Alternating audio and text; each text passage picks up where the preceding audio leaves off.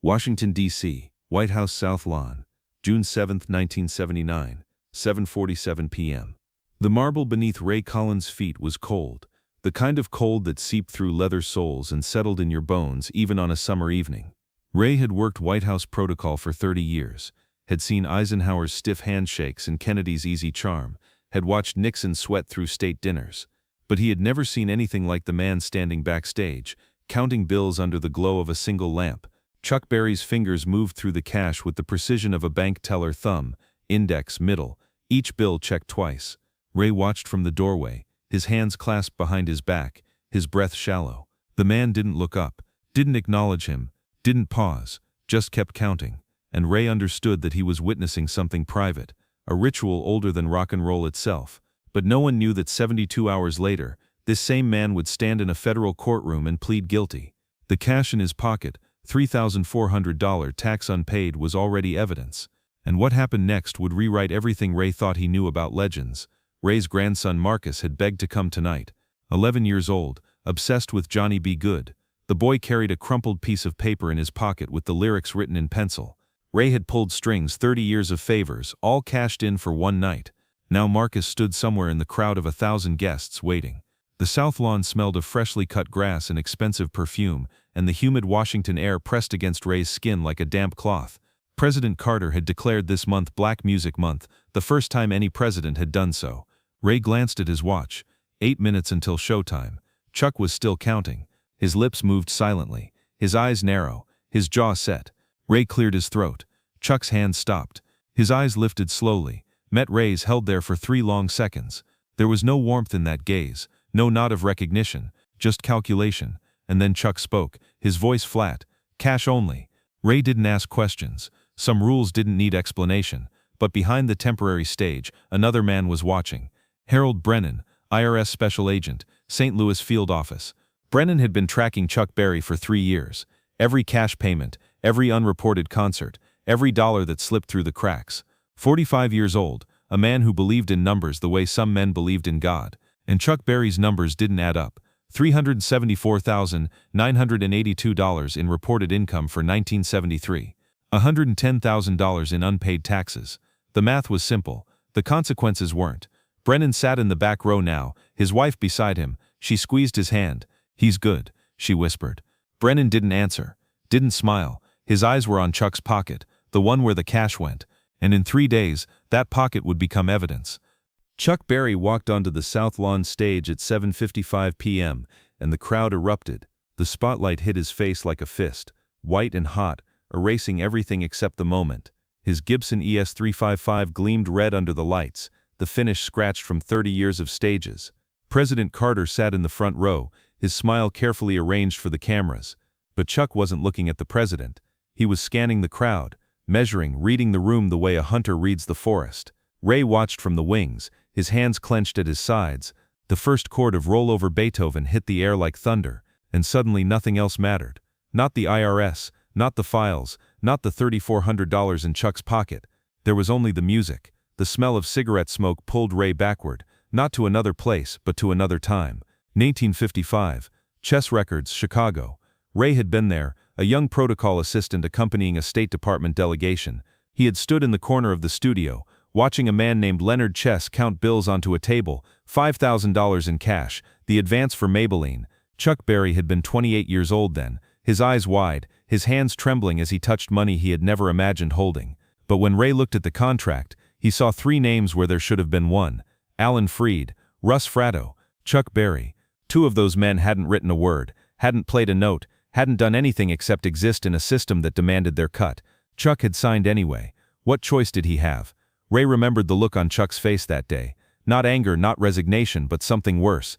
Understanding.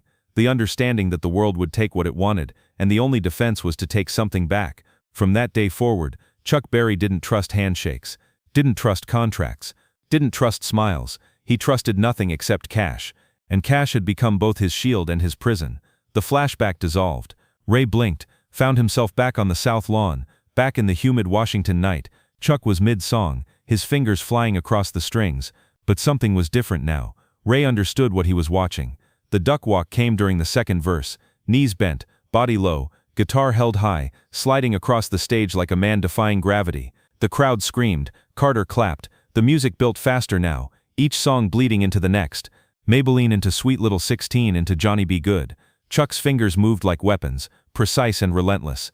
The 1,000 guests swayed as one organism, caught in a rhythm older than any of them. Ray felt his own heart quicken. This was history. This was the father of rock and roll on the lawn of the White House, playing for a president, playing for a nation, playing like tomorrow didn't exist. But Ray's eyes kept drifting to the back row, to the badge reflecting stage lights, to Harold Brennan, who wasn't clapping anymore, who was writing something in a small notebook, who was calculating while everyone else was dancing. If you're discovering these untold stories of rock and roll for the first time, consider subscribing to our channel. These histories deserve to be remembered. The final chord of rock and roll music rang across the South Lawn, and the crowd erupted, 1,000 people on their feet. President Carter applauding, camera flashes like lightning. Chuck Berry stood at the microphone, sweat rolling down his face, his chest heaving, and for one moment, just one, the corner of his mouth twitched, not quite a smile, but close. Ray felt something loosen in his chest. Maybe everything would be fine. Maybe the IRS didn't matter tonight. Maybe the music was bigger than the numbers, bigger than the taxes, bigger than anything Harold Brennan could write in his little notebook. The crowd was still cheering. Chuck was still standing. The White House marble was cold beneath Ray's feet, but the air felt warm now, electric with something that might have been hope. Even Brennan was clapping. Ray saw it from the wings, the IRS agent's hands coming together, slowly, reluctantly, but coming together nonetheless. His wife leaned close and said something. Brennan's shoulders dropped slightly. He put away his notebook. Chuck raised his guitar in salute. The ovation crescendoed, and Ray thought, the story could have ended there. The concert was a triumph. The legend had delivered. Tomorrow the newspapers would run photos of Chuck Berry at the White House, shaking hands with Jimmy Carter, representing everything America wanted to believe about itself. Nobody moved. Nobody spoke. The humid air hung still, suspended between what had happened and what was coming. But Chuck's hand drifted to his pocket. His fingers curled around something. The cash, the $3,400, the evidence that would bury him in 72 hours. His jaw tightened. His eyes found Brennan in the back row, and the moment shattered. The encore started strong. Roll Over Beethoven again, the crowd's favorite, the song that had launched a revolution. Chuck's fingers found the opening riff. The band locked in behind him, and for 30 seconds everything was perfect. Then Chuck's eyes caught movement in the third row. His fingers froze mid-chord. The band stumbled, confused, their instruments trailing off into silence. A murmur rippled through the crowd. Something was wrong. Chuck's whole body had gone rigid. His gaze locked onto something, someone pushing through the dignitaries. Ray followed the look and felt his heart stop. Marcus, his grandson, 11 years old, clutching that crumpled piece of paper with the lyrics, his face a mixture of terror and hope.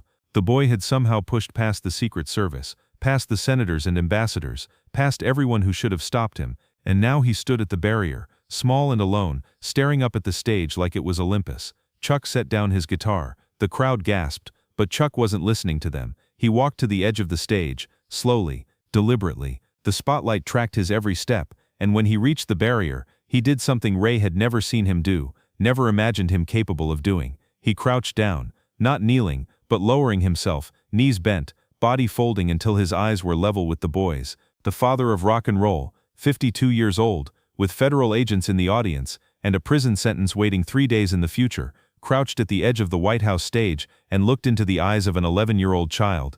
Time stretched. The crowd held its breath. And Chuck was somewhere else. Not the White House. Not 1979. He was back in Berry Park 6 months earlier, standing in his office with a letter in his hand. December 1978. The envelope had arrived that morning. Plain white, government seal, return address he recognized immediately. Internal Revenue Service. Chuck had stood at his desk for a full minute before opening it. The Meta watched from the doorway, her hands clasped, her eyes already knowing. The letter was 3 pages. The numbers were precise. $110,000 in unpaid taxes. Criminal investigation pending. Possible indictment. Chuck's hands didn't tremble. They never trembled, but something in his chest went cold. Colder than the marble floors he would stand on 6 months later.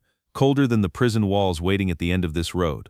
What does it say? The Meta asked. Chuck folded the letter, put it in his pocket, the same pocket where he kept his cash, his pick, everything he trusted. Nothing, he said. Just numbers. But the Meta knew. She always knew. And when the White House invitation arrived 3 months later, she didn't tell him about the second letter, the one confirming the court date. June 10, 1979, 3 days after the concert.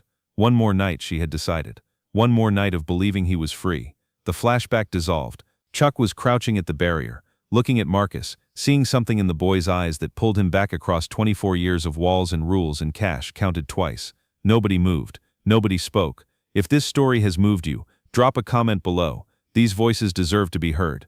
Ray's hands gripped the curtain so hard his knuckles went white.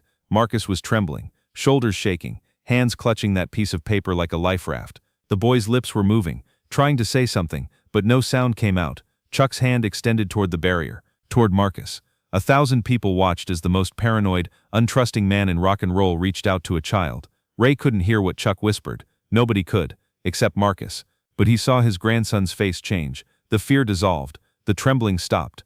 And Marcus nodded, once, slowly, like he had just received an answer to a question he had been asking his whole life. Then something passed between them. Small, yellow, the edges jagged from years of use. A guitar pick, cracked in one corner, carried since 1955. Chuck straightened. His knees cracked. His face was stone again, but different now, the coldness softer somehow, like ice beginning to thaw.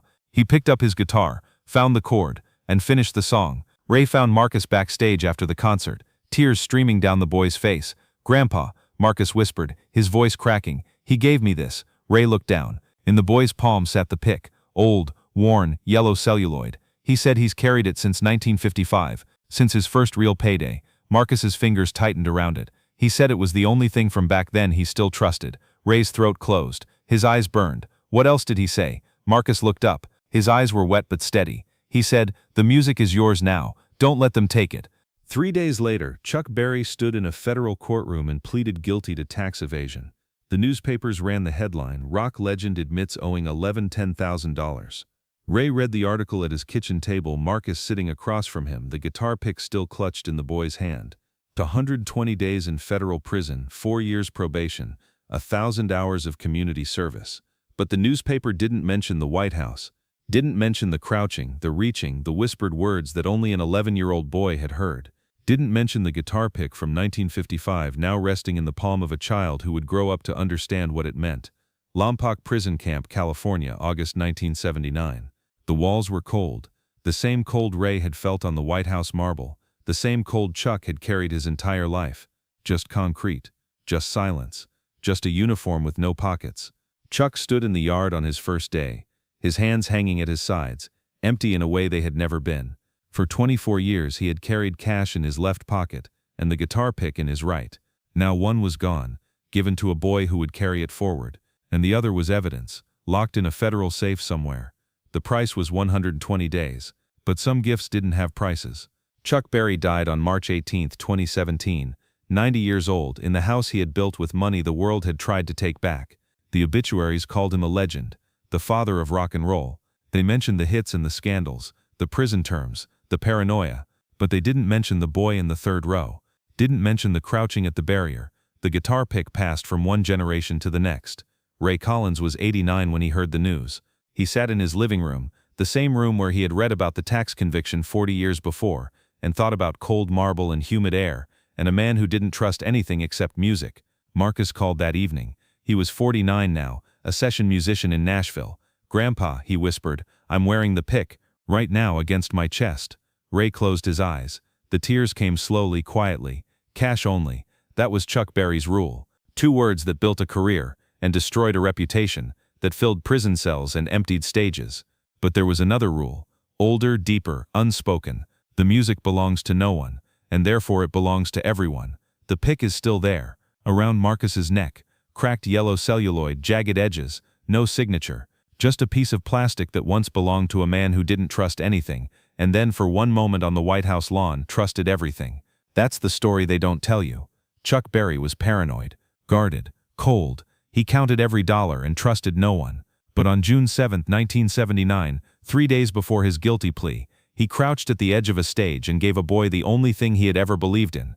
Not the money in his pocket, not the Gibson on his back, just a pick, just a promise, just permission to carry the music forward. If this story has stayed with you, please share it. These truths deserve to be passed forward. This story is based on historical events but includes dramatized elements for narrative purposes.